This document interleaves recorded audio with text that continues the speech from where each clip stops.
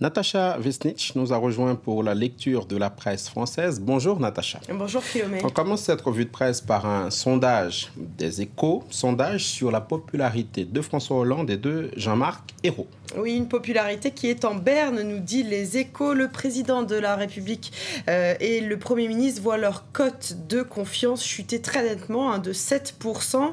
Alors l'état de grâce aura été de courte durée. Il est un peu plus long, normalement, cet état de grâce après une élection présidentielle.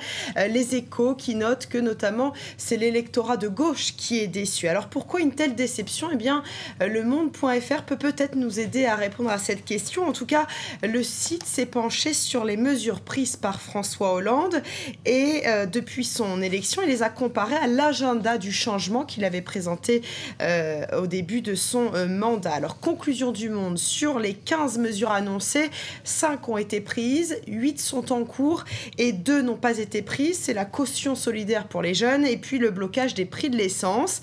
Parmi les mesures prises, citons la réduction de la rémunération des ministres et du chef de l'État et puis l'annonce du départ des soldats français d'Afghanistan, les mesures en cours, gel des dépenses et puis bien sûr l'arrêt de la réduction des dépenses publiques mise en place par la droite et jugée aveugle par la gauche. Et là, pour le coup, il y aura une réduction des dépenses publiques puisque la suppression de postes vont sérieusement augmenter, suppression de postes dans la fonction publique. Oui, dans la fonction publique, à l'exception des ministères dits prioritaires, l'éducation, la justice et puis l'intérieur. Nouveau de tour de vis dans l'administration, titre Le Parisien. Alors, on en parlait la semaine dernière de cette réduction d'effectifs. C'est le Figaro qui révélait des coupes drastiques dans les effectifs des fonctionnaires. 2 fonctionnaires sur 3 partant à la retraite ne seront donc pas remplacés, à part donc dans les ministères prioritaires, je vous le disais. Et Libération note que lors de l'apparition de cet article du Figaro, Philomé, eh bien, François Hollande avait nié en marge du sommet de Rio ces coupes drastiques. Il avait trouvé ça invraisemblable et avait même dit si cela se passait, je serais quand même au courant. C'est ce qui ressemble à un couac de communication, nous dit Libé.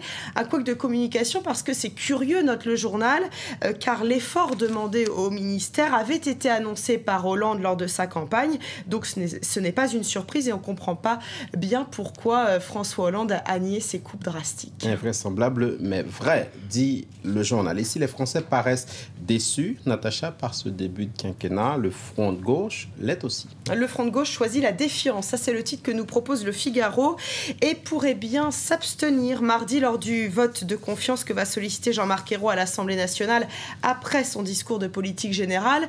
S'abstenir pour dénoncer les orientations du gouvernement. Et au Sénat aussi, la majorité présidentielle est fragile, nous dit le Figaro. Illustration, Jean-Marc Ayrault a préféré ne pas demander aux sénateurs d'approuver sa déclaration de politique générale.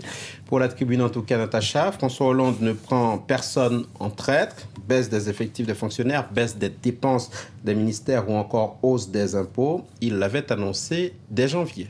Oui, alors en revanche, ce que n'avait pas prévu François Hollande ou ce qu'il avait peut-être sous-estimé, nous dit la tribune, eh bien c'est la complexité des relations franco-allemandes.